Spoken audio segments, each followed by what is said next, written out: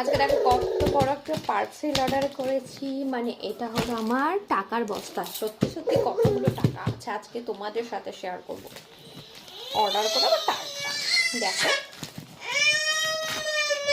বক্সটা একবার দেখো, বুঝতেই পারছো।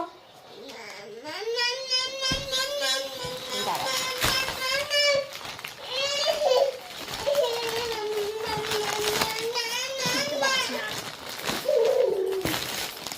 বাস